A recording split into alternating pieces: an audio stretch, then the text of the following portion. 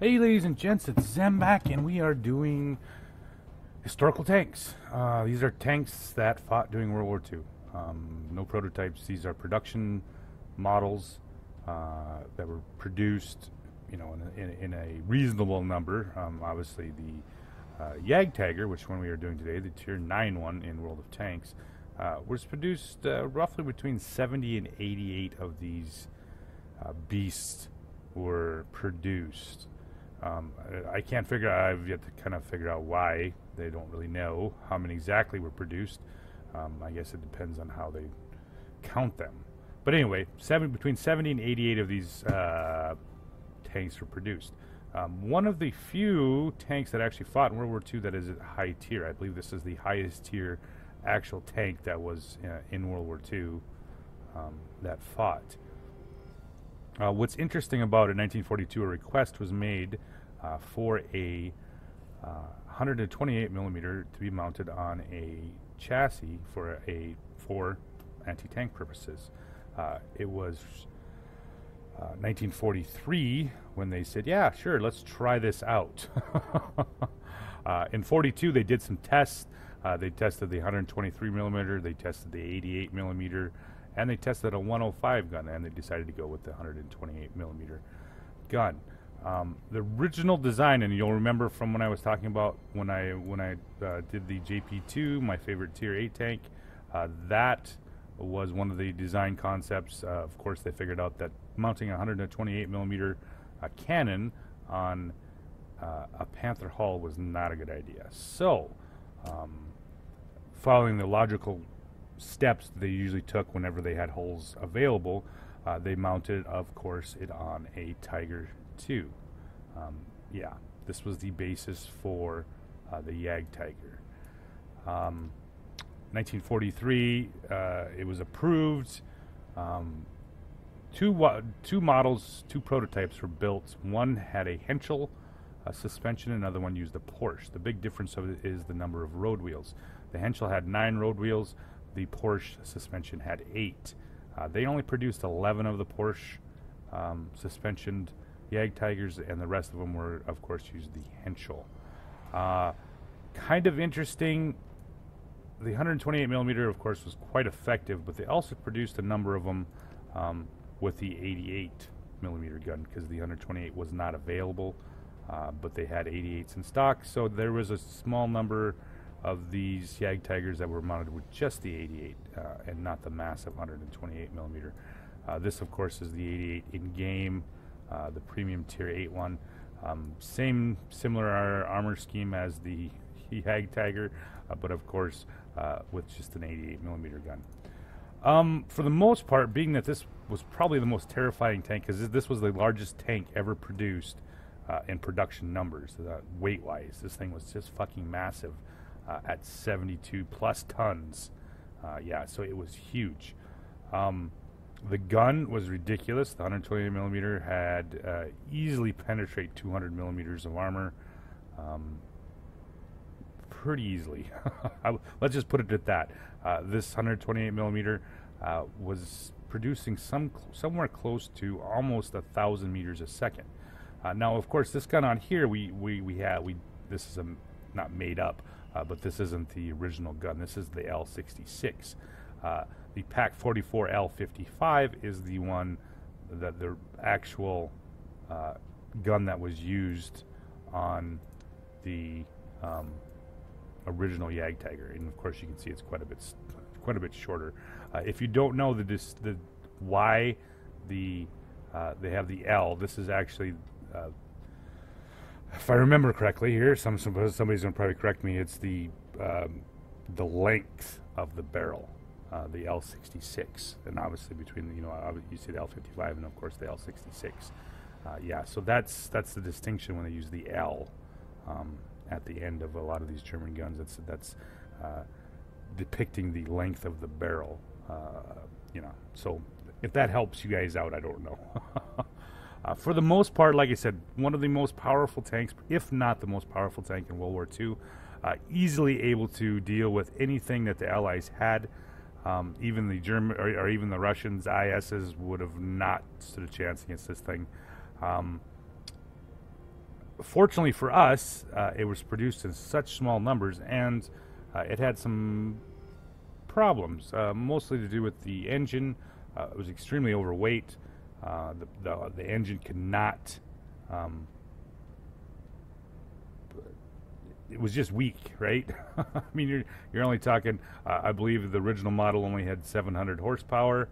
Yeah, that's a lot of weight to be pushing over 70 tons.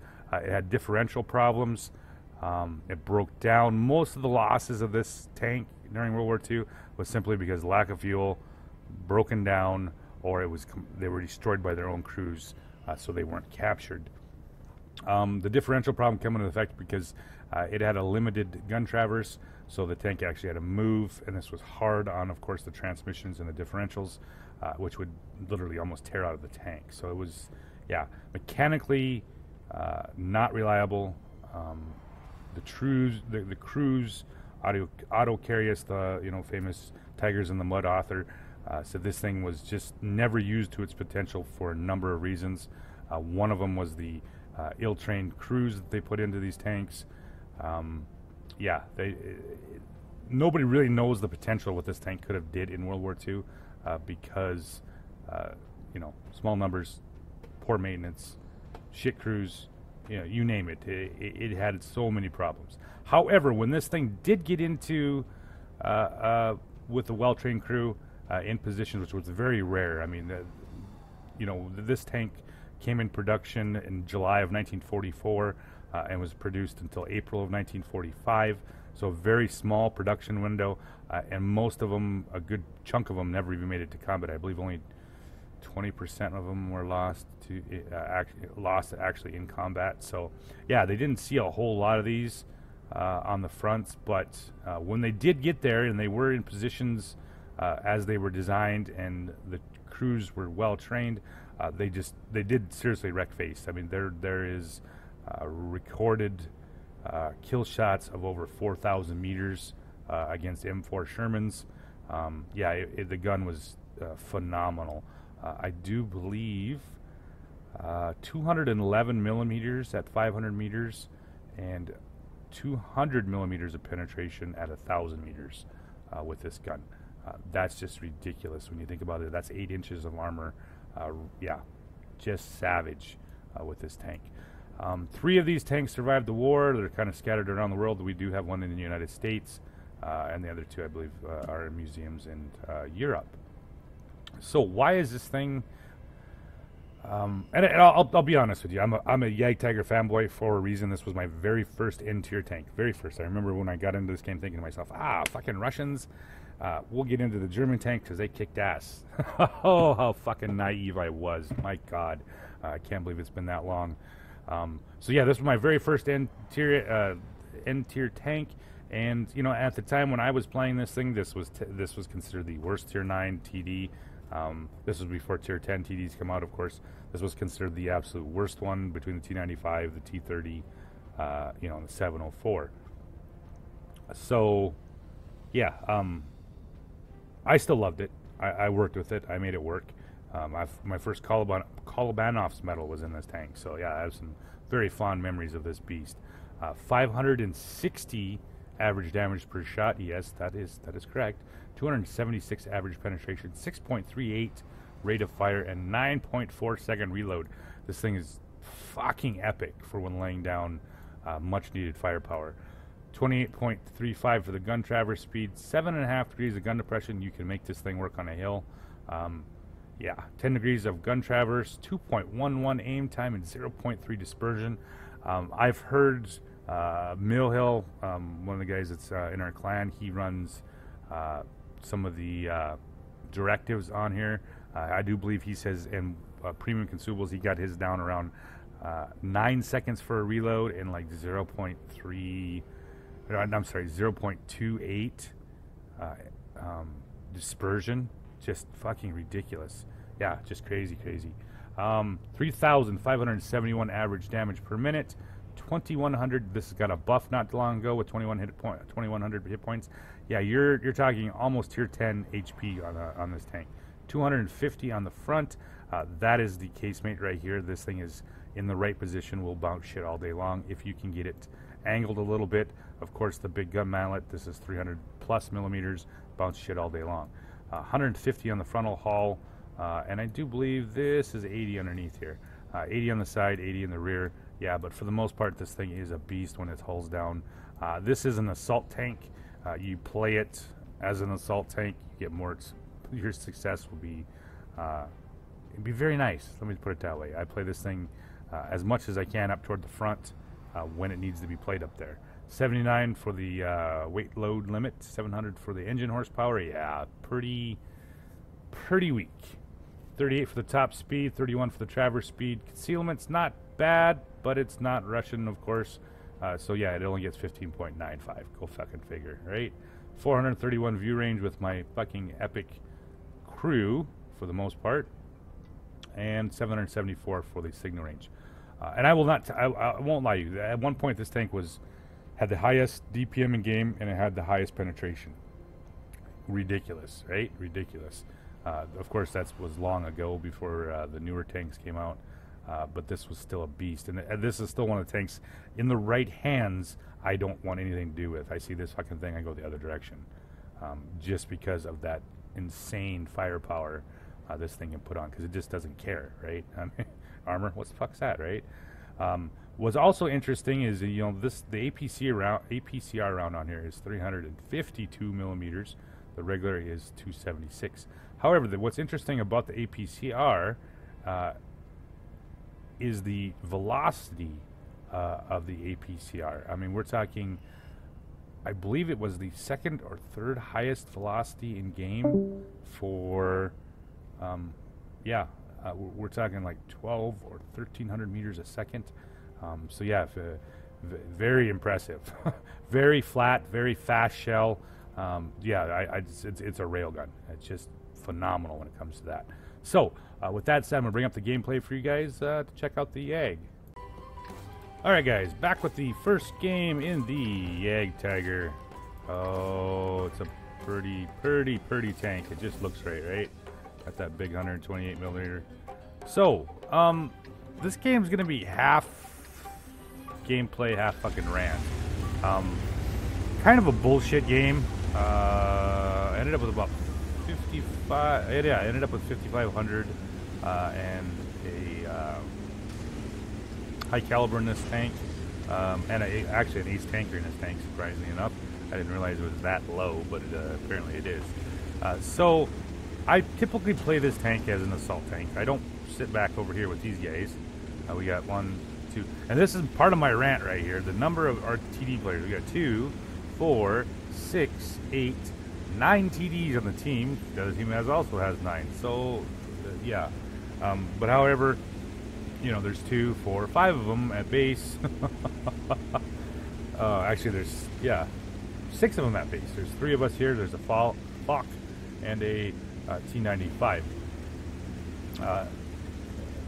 Typically, like I said, I like to play this tank as an assault tank for a reason. That big 250 millimeters of armor on the top up there, on the casemate, it's pretty decent. So we've lost our T28 Proto already. Apparently the Jagdpanzer U100 said, no, sir, go home. So push on over in here. We got some Progettos here. We got an FV and a T10 here with me. We also have a T32 who went across. Surprisingly, he didn't get wrecked that bad, and the Falk 155. We'll just watch this thing go to shit relatively quick. So pull on over here. I get spotted. No artillery, so this kind of lets me in a pretty decent position to deal with some of these tanks. Come on over here, and I'm going to pound up onto the top here and start looking for my first target here, which of course could possibly be the T10. And like I said earlier, with that gun depression and that 250 millimeters, if you get it right, you can see that of course they hit my gun mantlet and my superstructure here. So put my first shell into the Jadgtiger. I really want the T10, and that's why you see me switch to the premium rounds, because I want to fucking kill him. The T10s are always a threat, especially when they're hull down. I'm looking for his cupola here, which is about the only thing I can pen right here. So, waiting for the T10 to poke his little pretty head up here so I can put a big fucking shell into it. Isn't working. So now we've taken this area. Usually this doesn't go too bad. However, with the number of TDs that are there and that are also not spotted, life is going to be interesting here. So I pull up here, see if I can pick up the Centurion 5-1, and I dunked that one for some reason. Oh, that's right. I should have probably aimed instead of trying to, you know, auto-aim it. So, Centurion's shot me twice now. I'm going to back up in here. And now I'm going to aim a little bit better than I normally do. There we go. Pick up the Centurion 7.5 or 5.1, I'm sorry, which is a tough tank. You know, hold down, that thing is a beast here. However, now I got to deal with another Jadgtiger. I got a Jagdpanzer V100, and of course the Centurion 1 to deal with here. And I'm trying to get a shot on here. The Jagdpanzer had kind of pushed out, which was good for us. I mean, we have our 2 tier 10 TDs, of course. 3 tier 10 TDs faced off here. The Jadgtiger pulls off some bullshit RNG. What the fuck did he hit me at? He gets me right through the fucking, wow. Oh, that's right, APCR. So he fired an APC round at me, goes through my upper gun matlet. So now I'm being a little leery here. It's 3-3 right now. We have most of these tanks, but the problem is dealing with all these TDs, right? And you're seeing me here. What I'm doing here is looking for places that they're most likely going to be sitting here. And I actually do pull one of these blind shots off. I do hit one of the, I believe it was the Strev that I hit by blind shotting one of the bushes. So I'm not going to hang out there and deal with all that kind of stuff here. I'm going to, like I said, get a little pushy here because this is what this tank does pretty well here. Pick up the E75. I'm going to aim for his, just missed his cupola here. E75s for the most part are tough tanks, but like I said, the Jagdtigers at the 128 just don't fucking care. Finish off the E75, and now I know for a fact most of those tanks over there were shooting, TDs were shooting over there, so I'm not terribly worried about here. So I'm going to try to pull up here and see if I can finish off the E75 before the TDs move over here. Put a shell in there, don't quite get it. Now I'm looking here for the Scorpion G, can't get him, and we'll wait for the E75 up. Yeah, we'll just put a shell right through your gun mat, or next to your gun mat. Right? So E75 is down to 634 here, and now I'm looking for the T10. Come on, nope, can't quite get his cupola. Ooh, let's see here. E75, what are you gonna do? Oh, there we go. Comes up and put another shell into him for a big 634. Finish him off. And yeah, so now we have the numbers here. We have 46 Patton, we have FV 4202 and 97, and there's a T30 E5. However, this is where it kind of turns pretty shitty because one,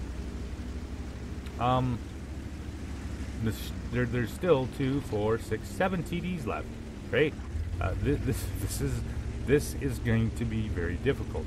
However, I'm not going to push into it because I know what happens. I've seen this. I've did it myself, sitting down around the G line, fucking sniping the shit out of everybody that comes around this corner. However, I do have 2 tanks here with me. The IS-7 pushes up, and for some, you know, that's a hard shot to make on the IS-7 from that distance. You know, the IS-7 armor is usually pretty good at range. So, switch back to the APCR here. Let's see if we can pull off a shot on the E5. I'm looking here. Come on, E5, put your little, yep, I want your cupola. Oh, he pulls up, tries to get down here. He puts a shell, nails my upper matlet. Can't quite get the E5 in the turret, or I should say in the cupola. And I'm just working myself, trying to keep my lower hull covered. IS-7 goes balls to the walls and around on the T30 here. Now, I'm thinking to myself, okay, I should go help these guys out. I need to help. However, about that time, there's still a pretty good chunk of TD sitting back there. Now you can do, like, say, for example here, the 4202. He is pushing down on the T30, which is fine. Finally get hit by the T110 E5. He throws up a shot, pins me. Kind of interesting that he was able to do that. This is about the time I'd realized that, well, there's not much I can do. Scorpion G fucking pulls off another shot on me, and we'll put a shell over there. Back up, and so this guy, he put himself in a bad position, because right now you notice where all 4 of our TDs at base are, none of them are covering the FV4202. They're not covering him, right? They're not giving him any help. I can't help the FV4202. I can't push down where the E5's at, and I can't push down the other side because I don't know what is sitting there waiting for me. As much as I would like to help him, this is the reasoning why. You're not going to do anything. You're going to go down there, you're going to die, right? So what you see me here is make a retreat for a reason. I can't help him. There's no point in throwing my tank away. Hey, I would love to be that guy, you know, if I can run down there, if I can slap hands, you know, hey, good job, we weren't a bunch of pussies. Well, here's the thing. Yeah, and just like I wrote here, it's not fucking smart, right? I play smart. I play to win. Throwing my tank away on a suicide charge is not the way I do it. So I'm pulling back here. I need support right here. I got the E5, which I could probably, in the right position, handle by myself, but there, of course, is a number of TDs over here, and I have no idea what he has with him. So, back we go. I'm getting all kinds of advice, right? It's mind-blowing. Unfortunately, a lot of it's the wrong advice, but hey, you know, it is what it is. So I'm pulling back into a position that favors me as the Jadgtiger. Yeah, I could, you know, do this and that, but if you're not playing your tank to the strength of what it is, then, you know, you're not going to win. Pretty easy, right? Pull it back around here. FV215B is pulling around to the corner here, and I'm kind of, like I said, a little leery. I don't know where the Jagdtiger E100's at. I don't know the E5's at. You know, there's a couple other TDs over there on the far side, but like I said, I'm not terribly sure. So it's hard for me to come around the corner here.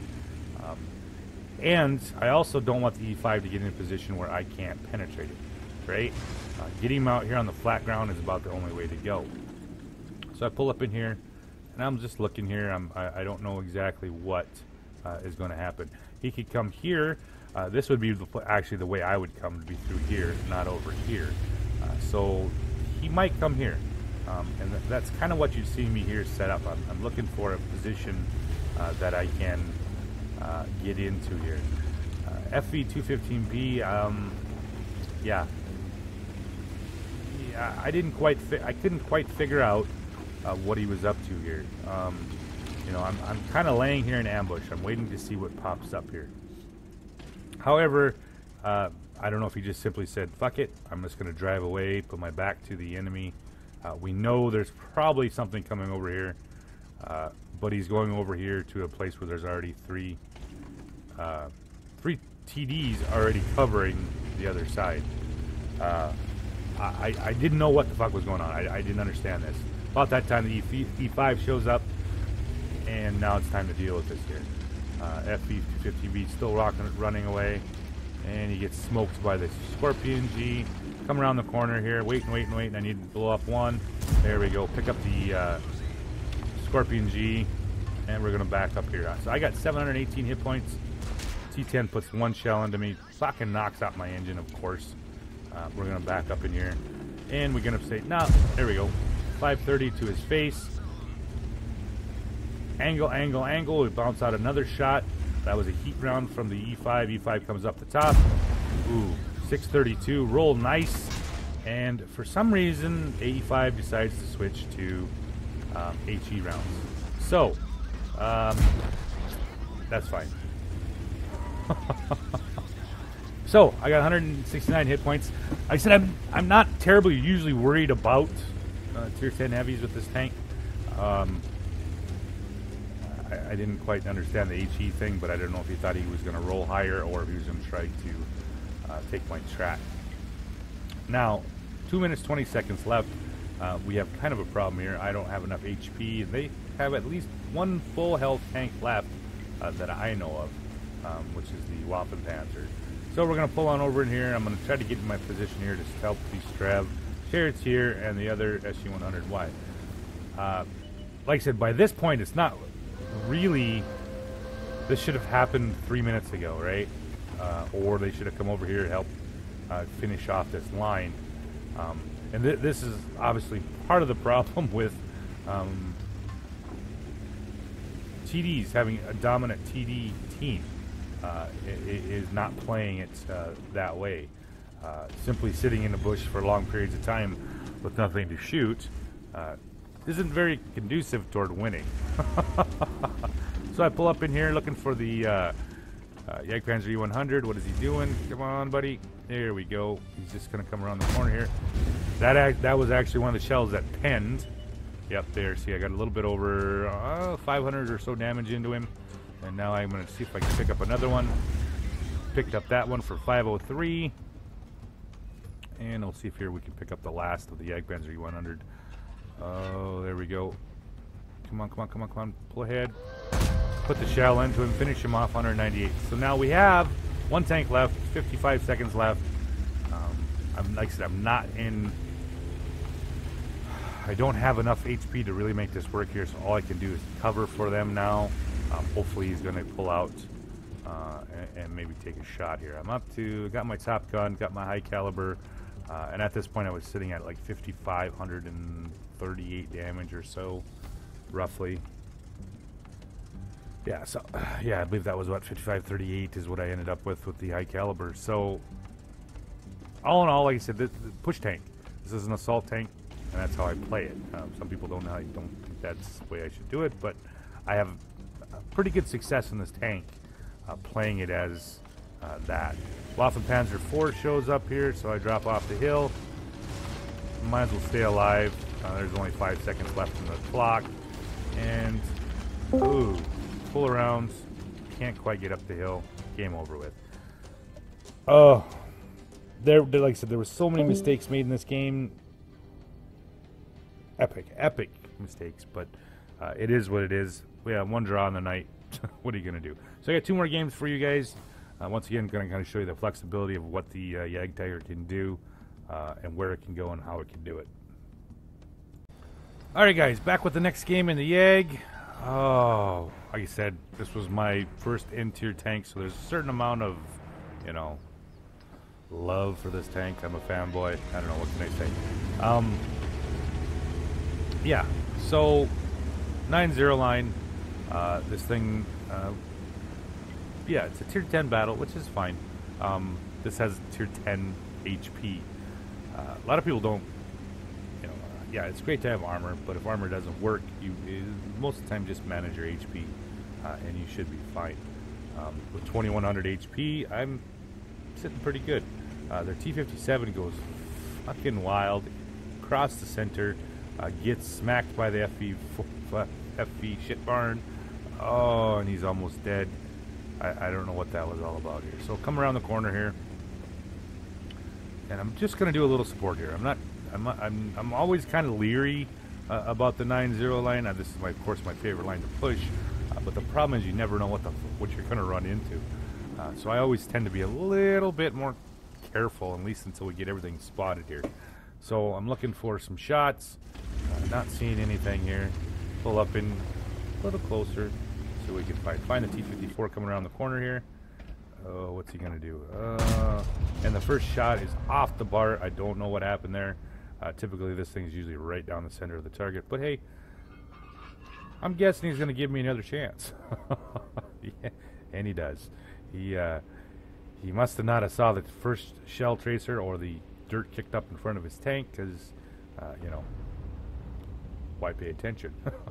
Around the corner he comes, get the track shot into him, 589, pick up the big assist damage from the T95 with the track shot, and now I'm going to start moving. I got a T95 with me and a couple mediums, so I'm not terribly worried. I also have a 268 and a T54 behind me, and of course the shit barn hanging out at base. Still tier 10 match, like I said. I'm not terribly worried about anything with this tank when it comes to pushing. Push up here, we got the mediums. I'm looking for the T54, find the T51, can't quite get a shell on him. Like a speed demon. See ya! Past the T95, and we're on the push here. T54 E1 finishes off the AMX-30, and the 432 is starting to get up in here, and he's going to see if he can get a shot on the T54.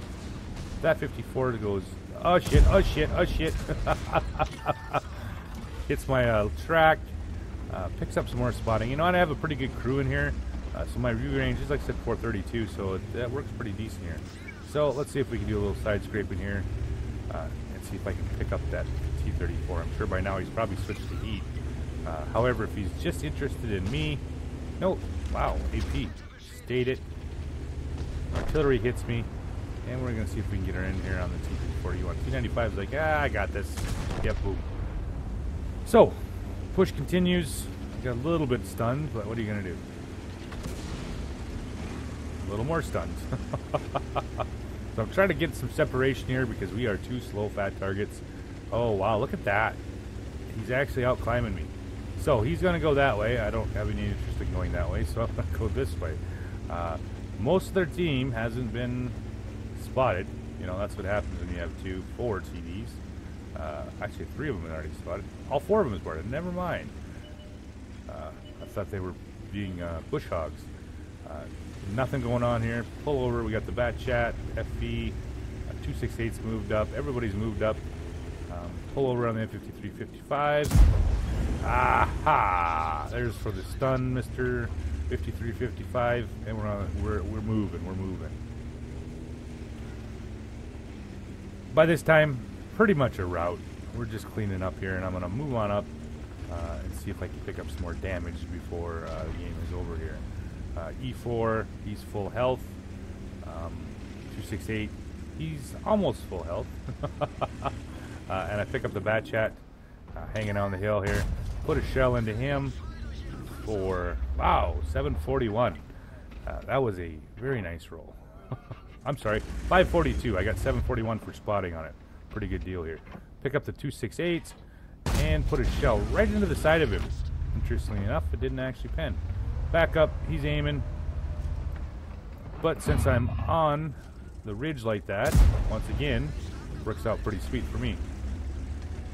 Picks up some more spotting damage here. We're going to pull up here onto the E4, see what he's up to. E4 is like, yeah, I'm going to hang my ass out the side here. Ooh, there we go. Pick up a nice 530 on him. Reload 9.44 seconds. Yeah, there we go, buddy. Put another shell under him. He throws out an HE shell. I don't know why, but he did. Pick up some more spotting, up to 2,500 spotting, 1,290 on the blocks, and almost 3K damage. And we still have 3 tanks left to shoot. Fuck, I love this tank. It just does things. I could spot with it like a scout, and I can shoot things and kill them, and yeah. Moving up here, 53, 55 are doing their job. I got the T30 left, and of course the bat chat. Probably not going to chance to get on him, but we're going to pull around here on the M103. He's almost dead. Last guy left. What's he doing? He's looking. Pull around. Oh, shit. Surprise, surprise. So, 3,100, 2,500 spotting, 1,290 for the blocks. Yeah, that's why I love the Yag. One more game for you guys to watch with the Yag. Alright guys, back with the last game in the Yag. It was actually a pretty good night.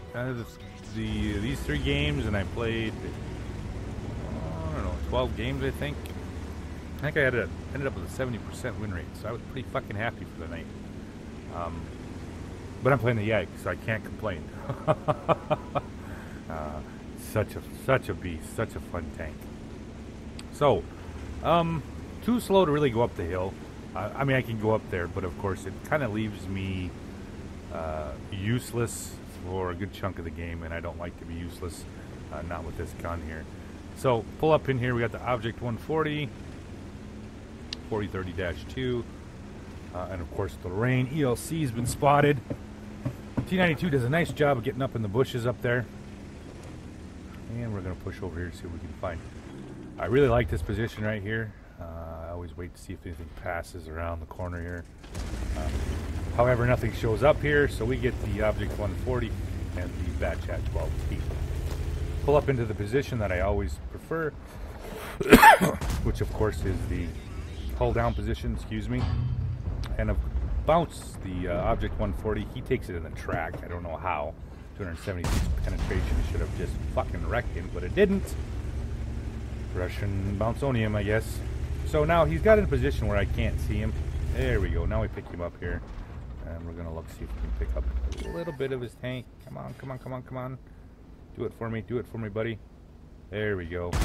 276 pen. Puts a big 598 into him. And he needs to die, right? He's in a position that's causing us some issues. We don't have enough tanks to the north. We have a 46 KR right there, and a 48 fucking Patton. I just noticed. What the fuck is he doing out on the peninsula? This is the shit that fucking blows my mind. So now I've put 2 shells into the Object 140. Apparently this is going to be harder than it needs to be. Tier 10s. Aye. So, waiting for the 140 to make a mistake again of backing up a little too far. Come on, buddy. I need to feel your death. I'm also looking off to the left here with the OHO. I have an Object 430 watching, but I don't mean shit. I've been shot in the side so many times, not paying attention. ELC is over there somewhere spotting me, and of course he also takes a shot at me, so I'm assuming he's in that bush somewhere with the Object 140 here. Finally, the KR finishes him off. And we're going to see here if we can find... Nope, nothing. So, 430's been hanging out over here. I'm going to pull around the corner here and see if we can pick up anything. Find the fucking OHO. Of course there would be an OHO there. Why not? So, alright OHO. We'll trade shots. Wait a little bit here. Put the first shell in there and not penetrated. What the fuck? Pick up the spotting damage on that from the T30. T30 puts a big shell into the OHO. Back up here. OHO fires a ground shot next to my tank. It does 251 damage because, yeah, Japanese KV2s. Gotta love it. There you go, buddy. Come on, one more time. Poke around the corner. Puts a 420 in there. I can't believe that didn't wreck him, but it didn't. Rolled low. And now, I'm going to back up here. I'm still a little worried about the north. We only have 1 tank up there, and there's a fair amount of tanks right in front of us. T28 decides to go YOLO around the corner. 430 is working the Lorraine over here. They're pushing pretty hard on him. I'm going to go give him some assistance.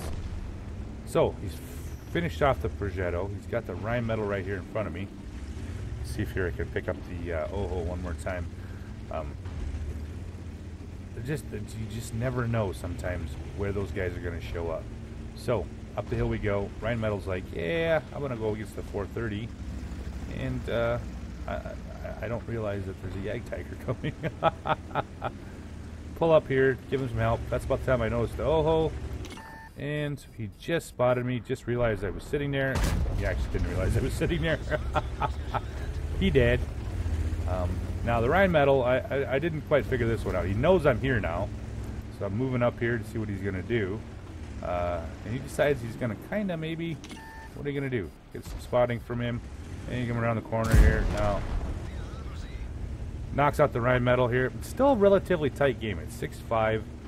The bottom down here, we have a Type 4 and Type 5, which is a lot of fucking HP to work the way through. Plus they have derp guns. You know, why not, right? So, 430-2. Conway somewhere over here. Yeah, what are we going to do here? I decided I'm going to give the 430 a little bit of help here. The 430-2 is sitting in the bushes. We're just going to pull up here and see if we can give him a little help. So, fill up here, pick up the Conway. And get the scrub RNG. Can't get the penetration. However, I do get the spotting, so I'm happy. So we're gonna move ourselves convenient little dead tank into our the way of the Conway, because Conway's gonna have to work to get to me here. All right, where'd he go? Nope. Nope. So pull up. I know I'm spotted there. He's still sitting there somewhere. Ah, there he is. Find him. Close, put one into his hull. And now he's going to back off. Yeah, that's the great thing about all that spotting range on this tank here. So, nothing found. Lorraine finishes him off. And now we have a 430-2 here. And of course there's an ELC. So let's go over here and see if we can finish off Mr. 430-2. Find him. Oh, he pulls back around the corner. I don't know if he didn't think he was spotted or what. Whatever. Finish him off. Puts me up to about 3,300, 1,400 spotting. And of course the 261 nails the ELC on the run. They've finished the Type 4 and Type 5 has finished off that gang, that mess down there in the bottom. And we're just going to pull over here and see what we can do. We got two artillery left, a T-92 and a Tier 8 Russian. Pull up on here, and I'm guessing there's going to be at least one sitting over here maybe. Come on, where you at, buddy? Ah, there's the T-92. Put a shell into him, 3860. And the Scorpion G, T-30. Yeah, nice victory. This is a little bit over 4,000 something, 4,300 or something like that with that blind shot. So, yeah, not a too shabby game with the old Jadgtiger. So, thanks for watching, guys, and you guys have a good night.